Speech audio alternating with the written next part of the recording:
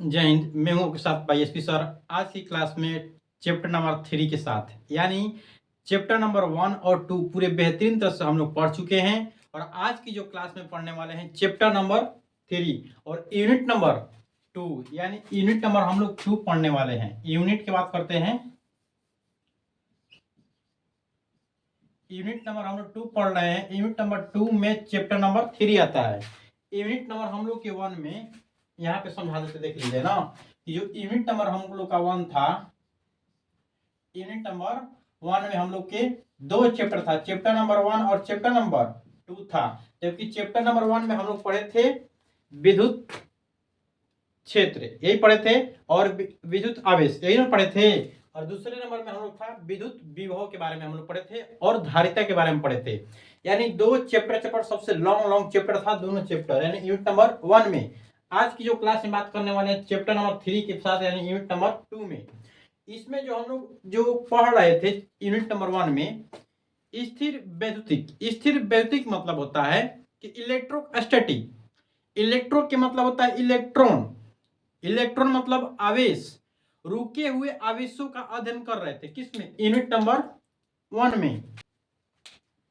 Unit number 1 में हम लोग रुके हुए आवेशों के बारे में अध्ययन कर रहे थे। और जो यूनिट नंबर 2 है उसमें जो था विभव पढ़े थे और विद्युत क्षेत्र और आवेश पढ़े थे, आधारिता पढ़े थे। तो जो आवेश था रुका हुआ था, रुके हुए आवेशों का क्या कर रहे थे? अध्ययन कर रहे थे। जैसे में हम लोग पढ़े थे कूलम्ब्स के नियम कि 2 आवेश था, चल थोड़ी रहा था, रुका हुआ था, उसके फोर्स ज्ञात किए थे, बीच की दूरी। ऐसे बहुत सारे ऐसे ज्ञात किए हैं। गाउस के नियम भी ज्ञात किए तो वहां पे ओनली आवेश था, अंदर था, कहीं इधर उधर नहीं हो रहा था। लेकिन आज के बाद यानी चैप्टर नंबर 3 में हम लोग जो पढ़ेंगे रुके हुए आवेश के बारे में नहीं, यानी चलते हुए आवेश के बारे में अध्ययन करेंगे। यानी जो आवेश चैप्टर नंबर 1 में, चैप्टर नंबर 2 में आवेश रुका हुआ था, लेकिन चैप्टर नंबर 3 में जो आवेश का हो रहा है धीरे धीरे क्या करेगा? गमन करेगा। आप बता दीजिए, मान लीजिए कंडक्टर वायर तार है। जब कंडक्टर वायर तार में जो धारा की प्रवाह धीरे धीरे, मान लीजिए अगर आवेश यहाँ पे कंडक्टर अचानक है और कोई लाइन तार चले सटा दिए, धारा धक्का होगा, धीरे धीरे प्रवेश होगा। इसमें जो इलेक्ट्रॉन है, इलेक्ट्रॉन क्या है? आवेश है, और धीरे धीरे क्या होगा? फ्लो करेगा। आप बताइए जो आवेश क्या हो रहा है? चल रहा है। तो आप चलते हुए आवेशों का अध्ययन करेंगे, उसे क्या कहेंगे? विद्युत धारा। क्या कहेंगे? विद्युत धारा। यानी चलते हुए आवेशों का क्या करेंगे? वो अध्ययन करेंगे, उसे क्या कहेंगे? विद्युत धारा यानी इलेक्ट्रिक करंट। आइए करंट के बारे में जानते हैं पूरे बेहतरीन तरह से। यानी चैप्टर नंबर जो 3 में हम लोग पढ़ेंगे पूरे आवेश क्या कर रहा है? गमन कर रहा है। जिस प्रकार हम यहाँ पे हैं, थोड़ा थोड़ा चल चलकर यहाँ पे आ गए, उसी प्रकार हम लोग के आवेश चलता है, कैसे चलता है, सबके बारे में बात करेंगे। देख लीजिए इतना टॉपिक मानो हम पहले चैप्टर स्टार्ट करने से पहले पूरे टॉपिक वाइज लिख देते हैं कि कितना हम लोग को टॉपिक पढ़ना है, कौन कौन सा चीज पढ़ना है, सबको रियलाइज से हम लोग जानते हैं और पूरे अच्छी तरह से बेहतरीन तरह से जानते हैं। आइए एक बार इसको स्क्रीनशॉट लीजिए, तब हम आगे बढ़ते हैं। तो आइए आप लोग स्क्रीनशॉट लिए होंगे। चलिए देखिए, तो सबसे पहले जो टॉपिक नंबर हम लोग का 1 होता है, सबसे पहले जानेंगे इसमें इंट्रोडक्शन, यानी विद्युत धारा का इंट्रोडक्शन करेंगे, परिचय करेंगे। किसका? वही धारा जिसका नाम है विद्युत धारा, वही धारा जिसका नाम है विद्युत धारा, जिसमें आवेश क्या करेगा? फ्लो करेगा धीरे धीरे धीरे धीरे धीरे। उसी के बारे में हम लोग जानने वाले टॉपिक नंबर 1 में, यानी इंट्रोडक्शन इलेक्ट्रिक करंट। इंट्रोडक्शन के मतलब परिचय, मतलब कि धारा का परिचय करेंगे, उसके बाद आगे बढ़ेंगे। आइए आप लोग को समझ में आया होगा। यानी टॉपिक नंबर ए में हम लोग पूरे शानदार क्लास चलेगा। सबको टॉपिक, जितना टॉपिक है उसका एक एक क्लास चलेगा। 1 घंटा होके, 1.5 घंटा का होके, 10 मिनट का है, 5 मिनट का, चाहे 20 घंटा का होके, एक एक टॉपिक को हम लोग एक एक क्लास में जानेंगे ना, पूरे अच्छी तरह से समझने वाले हैं। आइए टॉपिक नंबर जो हम लोग का ए है, टॉपिक नंबर ए में आएगा विद्युत धारा। टॉपिक नंबर 2 में आ रहा है ओम का नियम। हम वही ओम का नियम जो 10 क्लास में हम लोग पढ़े थे, उसी का प्रयोग होने वाला है टॉपिक नंबर बी में। आइए आप लोग को समझ में आया होगा कि वो जो ओम के नियम पढ़े थे, रेसिस्टेंस की निर्माण हो रहा था, प्रतिरोध का निर्माण होता है, उसी प्रतिरोध का निर्माण इसमें भी होगा। कैसे होगा जानेंगे टॉपिक नंबर बी में। आप देखिए आता है टॉपिक नंबर जो सी आता है, इसमें आता है धारा घनत्व, यानी करंट डेंसिटी, धारा घनत्व के बारे में जानेंगे। क्या जानेंगे? धारा घनत्व के बारे में जानेंगे, यानी करंट डेंसिटी की जो धारा की जो घनत्व है, डेंसिटी है, किस प्रकार किसी भी चीज पर आवेश चल जाता है। और मान लीजिए कोई चलक तार लिए तो इस पर कैसे जाएगा, कितना डेंसिटी में जाएगा, उसकी सबकी पता करेंगे। डेंसिटी मतलब बटा में आयतन होता है, लंबाई चौड़ाई ऊंचाई होता है, नहीं होता है, तो सबके बारे में हम जानेंगे, यानी धारा घनत्व। टॉपिक नंबर सी में यहाँ से न्यूमेरिकल भी पूछता है, परिभाषा तो 2 नंबर का सीधे पूछता है धारा घनत्व का। 2023 का भी क्वेश्चन है, धारा घनत्व पूछा था 2 नंबर की परिभाषा में। तो कैसे पूछेगा, कैसे लिखना है, सब बताएंगे हम टॉपिक नंबर सी में। अब आता है टॉपिक नंबर जो डी होता है, अनुगमन वेग या अपवाद वेग भी कहते हैं, या संवहन वेग भी बोलते हैं। इसका कई नाम है, मतलब कि अनुगमन वेग, अपवाद वेग या संवहन वेग। एक और नाम बताएंगे जो chapter number topic number D को पढ़ेंगे, देखिएगा याद पारिए कौन सा नाम होगा ना। तो इसको बोलते हैं वेलोसिटी कन्वेंशन। क्या बोलते हैं, आप देखो, मतलब कि संवहन वेग या अनुगमन वेग। आइए, जिसको इंग्लिश में लिखना होगा इंग्लिश में लिखेगा, जिसको हिंदी में लिखना होगा हिंदी में लिख सकते हैं, बाइलिंगुअल क्लास चलेगा, ठीक है। आप देखिए टॉपिक नंबर जो हम लोग ई में जानते हैं कि जो टॉपिक नंबर ई में आता है श्रांति काल। क्या बोलते हैं, श्रांति काल। काल के मतलब क्या होता है, टाइम पीरियड, वही टाइम, जैसे टेंस पढ़ते हैं तो टेंस को क्या लिखते हैं, काल लिखते हैं।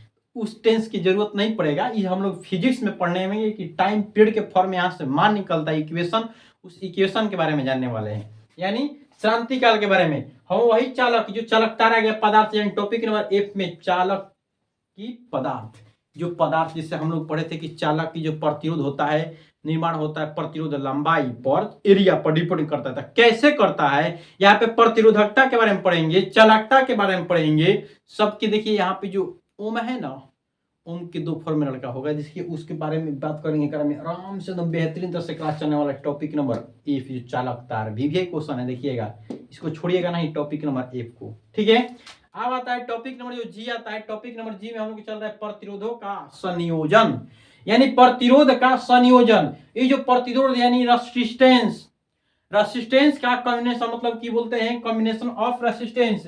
यहाँ पे संयोजन 2 रूप में होता है, एक श्रेणी के रूप में, एक समांतर के रूप में।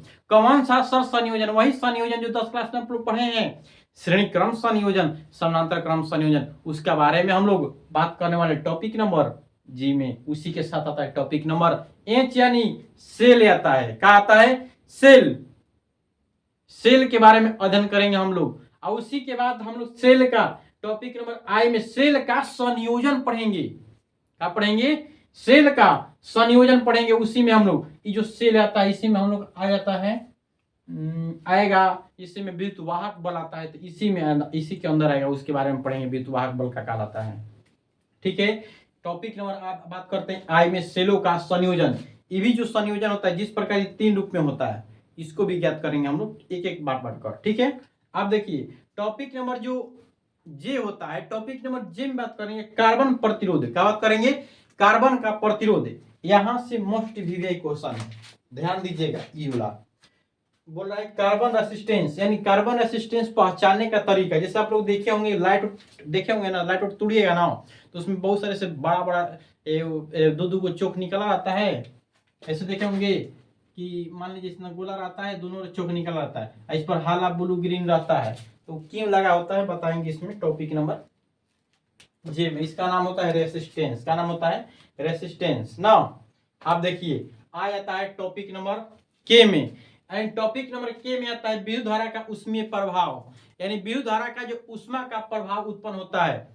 ये लोग क्लास में हम लोग 10th में पढ़े हुए हैं, कुछ क्लास 10th वाला मिलेगा, आगे जो आएंगे ना, तक जो विद्युत धारा होता है चैप्टर, विद्युत धारा चैप्टर था हम लोग का 10th में, तो उसका कुछ भाग इसमें दिया हुआ है, ध्यान दीजिएगा। इस भी हम लोग क्लास 10th में पढ़े हुए हैं। इसका जबकि उपयोग होने वाला है क्लास 12th में भी। निर्माण किससे होगा, यहाँ से सूत्र के निर्माण पूछता है, सीधे 5 नंबर क्वेश्चन पूछता है कि विद्युत धारा का उसमें प्रभाव क्या कहलाता है, देगा फॉर्मूला भी लिख देगा, तो फॉर्मूला का सिद्ध करना पड़ता है, ठीक है। आप देखिए टॉपिक नंबर एल में आते हैं, तो हम लोग विद्युत शक्ति, यानी विद्युत शक्ति, इलेक्ट्रिक पावर, शक्ति, वही शक्ति जिसके पास जितना शक्ति रहेगा उतना कार्य करेगा, जितना कार्य करेगा उतना वर्ग करेगा, ऊर्जा रहेगा तभी तो उसके बाद बात करने वाले विद्युत शक्ति के बारे में 10 में भी पढ़े हुए हैं। अब आता है टॉपिक नंबर एम यानी किरचॉफ्स का नियम। मोस्ट वीवीआई क्लास है, देखिएगा ये वाला इंपोर्टेंट क्लास। क्या है? इंपोर्टेंट। किरचॉफ्स का नियम, विच स्टोन ब्रिज, मीटर से टू, ये तीनों को तो आप लोग को एग्जाम में मारवाने वाले हैं वीवीआई के फॉर्म में। विभव मापी एक हो गया भाई, समझ में आया? 1 2 3 4 यानी सबको बात करें किरचॉफ्स के नियम। विट स्टोन ब्रिज क्या कहलाता है? मीटर से टू क्या है? विभव मापी क्या है? पोटेंशियोमीटर बोलते हैं इसको। क्या बोलते हैं? पोटेंशियोमीटर बोलते हैं ना। तो सबके बारे में हम लोग बारी बारी से हम लोग क्लास में जानेंगे। इस जो क्लास है इसको भूलिएगा मत। जब क्लास 12th में हम लोग पढ़ रहे हैं तो क्लास 12th के बच्चों के लिए जो मोस्ट इंपोर्टेंट है question, topic number M, topic number N, topic O, topic P और टॉपिक के, मोस्ट इंपोर्टेंट है चैप्टर नंबर 3 से। आई होप को समझ में आया होगा। ऐसा ही शानदार क्लास के साथ मिलते हैं अगले क्लास में, यानी टॉपिक नंबर ए के साथ पढ़ेंगे। टॉपिक नंबर ए में विद्युत धारा यानी इंट्रोडक्शन पहले पढ़ेंगे। विद्युत धारा से रिलेटेड कैसे क्वेश्चन पूछा जाता है सबके बारे में याद करेंगे। उसकी मात्रा की बात करेंगे, बीमा की बात करेंगे, बीमा निकलता कैसे है, सबके बारे में बात करेंगे। ठीक है, ऐसा ही शानदार क्लास के साथ मिलते हैं अगले क्लास में। ठीक है, अच्छा लगे क्लास तो बताइए कमेंट में। अभी तो पढ़ाई नहीं है, अभी तो समझाए हैं टॉपिक को। अगले क्लास में हम लोग पढ़ेंगे, क्लास बाई क्लास हम लोग का चलने रहेगा अगले दिन से। ठीक है भाई, ऐसे तो से नमस्कार।